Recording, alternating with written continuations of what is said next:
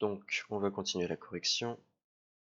Donc là on va faire la question 3. Donc la question 3 était de prouver que les droites AB et D sont coplanaires. Donc déjà il fallait savoir comment prouver qu'elles sont coplanaires. Deux droites sont coplanaires si et seulement si elles sont séquentes ou parallèles. Donc dans notre cas, il fallait prouver qu'elles étaient soit parallèles, soit séquentes. Mais à l'aide de la question 2C, on comprenait qu'il fallait plutôt prouver qu'elles étaient parallèles. La question 2C justement nous donnait un vecteur directeur, enfin on devait trouver le vecteur directeur de D. Donc comme vu précédemment, c'est U-1, 2, 1. Donc là on a notre vecteur directeur. Et dans la question 1, on avait du coup déterminé une représentation paramétrique de ABC. On avait calculé AB. AB qui lui du coup fait 2, moins 4, moins 2. Donc là si on regarde un peu, on va tout de suite remarquer quelque chose. C'est que si on multiplie U par moins 2, on va trouver AB. Parce que moins 1 fois moins 2, ça va nous faire 2. Du coup 2 fois moins 2, ça va nous faire moins 4, etc. Du coup, moins 2U est égal à AB. Donc là, du coup, ce qu'on vient de prouver, c'est que en fait, nos deux vecteurs directeurs, ils sont collinéaires.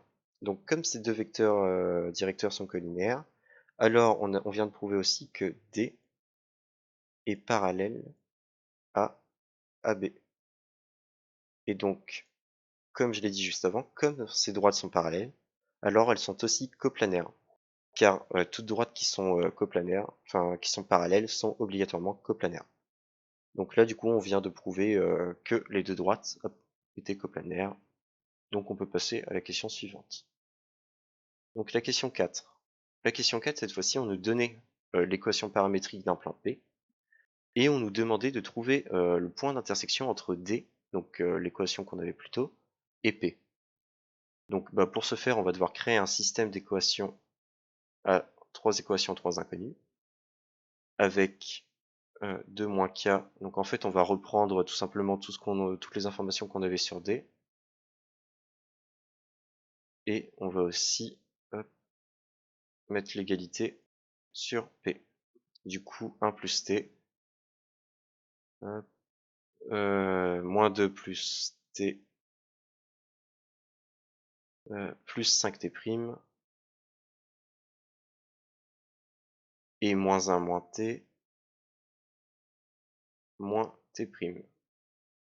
Donc là, on doit juste résoudre ce système. Donc on va déjà remarquer qu'on a K qui sort directement. Du coup, ce qu'on va faire, c'est qu'on va remplacer le K qui est ici par tout ça. Donc ça, ce sera notre première équation, on va dire. Hop. Donc du coup, ça va nous faire 2 moins 1 moins T moins T', qui est égal à 1 plus T. Comme on a un moins devant la parenthèse, ça va changer tous les signes, donc ça va nous faire 2 plus 1 plus T plus T', qui est égal à 1 plus T. Donc du coup, on va faire passer le 1 de l'autre côté. Donc là, on voit qu'on a 1, le 1 ici, ça va venir annuler. Et là, on a le T ici va venir annuler. Donc on va se retrouver avec 2 plus T', qui est égal à 0. Donc du coup, si on fait passer le 2 de l'autre côté, on va se retrouver avec T' est égal à moins 2. Donc là, on vient de trouver notre première inconnue. Et donc on va poursuivre en prenant la deuxième équation, et en remplaçant, donc du coup, comme on a fait pour la première, le K par ça, et le T' par moins 2. Donc du coup, on a 1 plus 2K qui est égal à moins 2, plus T plus 5T'. Donc on va avoir 1 plus 2 fois moins 1 moins T moins T', qui est égal à moins 2 plus T plus 5T'. Donc après, on va développer et on devrait trouver normalement un résultat convenable. Donc on va avoir 1 moins 2 moins 2T et moins 2t', on a développé, qui est égal à moins 2 plus t plus 5t'. Donc là, ce qu'on va faire, c'est qu'on va faire passer le moins 2 de l'autre côté. Donc moins 2, quand on va faire passer de l'autre côté, ça va devenir plus 2, il va venir annuler ce 2 là. Après le t, on va le faire passer de l'autre côté aussi. Donc on va avoir moins 3t, parce que ça va devenir un moins. Et là, ce qu'on va faire, c'est qu'on va prendre le 1 et le moins 2t', et on va les faire passer de l'autre côté. Donc ça va nous être égal, on rappelle qu'on a plus le t ici.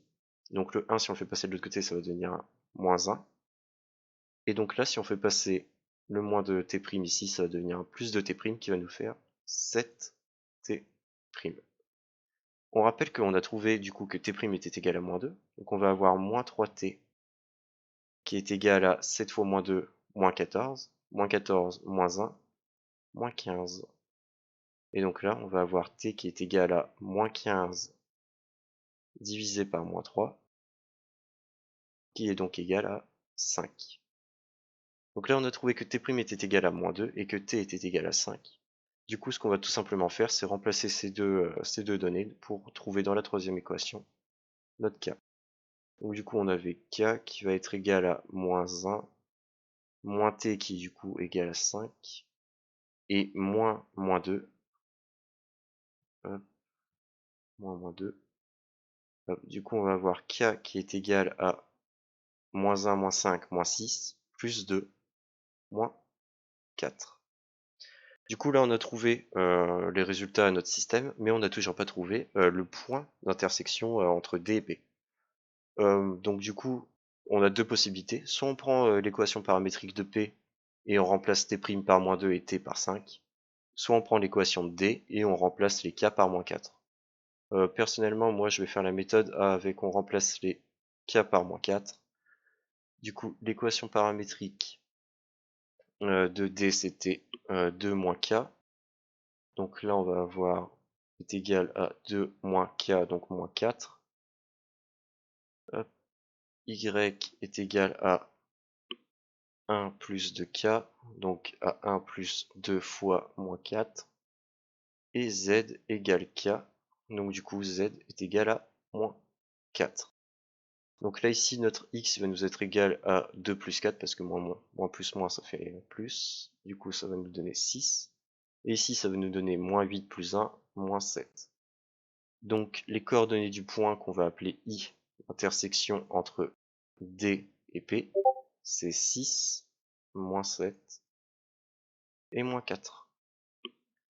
Donc là on vient de finir la correction de l'exercice 1.